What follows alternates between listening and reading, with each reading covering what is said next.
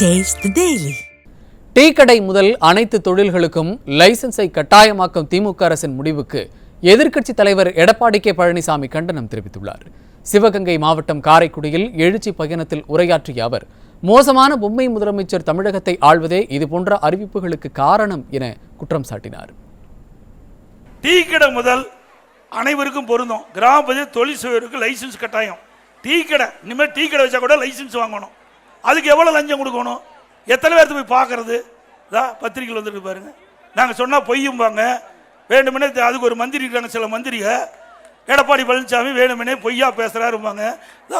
அவர் போட்ட GO tea கடை இந்த செலவு பெட்டி வச்சு நம்ம ஏதாவது வேசி கீசி சட்டை புடவை அயன் பண்ணனா அதுக்கு லைசன்ஸ் வாங்கணும்.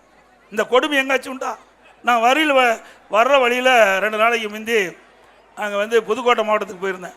அங்கே எல்லாம் சின்ன சின்ன ஒரு டென்ட்டு போட்டு முந்திரி பருப்பு வறுத்து வைக்கிறாங்க. அதுக்கு இனிமேல் லைசன்ஸ் வாங்கணும்.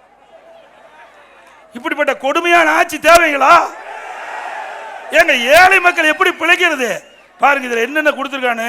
டீ கடை, தையல் கடை இருக்குது பார்த்தீங்களா? நம்முடைய சகோதரியே நம்ம தையல் கடை வச்சுருப்பாங்க, தையல் மிஷினு.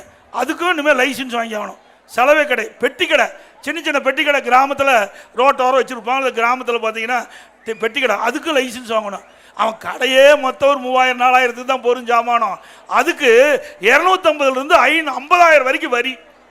இது எங்கேயும் நாடு போய் தாங்கும்? இது யார் தான் ஐடியா கொடுக்குறாங்களே தெரியல. இந்த முதலமைச்சருக்கு தான் ஒன்றுமே கிடையாது, ஒரு பொம்மை முதலமைச்சர். ஏங்க இப்படிப்பட்ட யாராச்சும் விடுவாங்களா? ஒன்றும் தெரியாது. நம்ம கிராமத்தில் இருக்கிறவங்கிட்ட, கிராமத்தில் இருக்கின்ற முதலமைச்சரானா கூட இப்படிப்பட்ட அறிவிப்பை வெளியிட மாட்டாங்க. அதோட மோசமான முதலமைச்சர் இன்னைக்கு நாட்டை ஆண்டு கொண்டிருக்கின்றார். கிராமப்புற மக்கள் என்ன பாவம் செஞ்சாங்க? நாமெல்லாம் கிராமத்தில் தான் வந்தாங்க. ஏன்னா அப்படி கிராமத்தில் இருக்கிற எல்லா கடைக்கும் அப்புறம் சிசிடிவி கேமரா பொருத்துமா. அந்த கேமரா எவ்வளோ விலை இருக்குதோ அதுதான் கடையினுடைய முதலீடே இருக்கும். எங்கே போய் சிசிடிவி கேமரா பொறுத்துறது?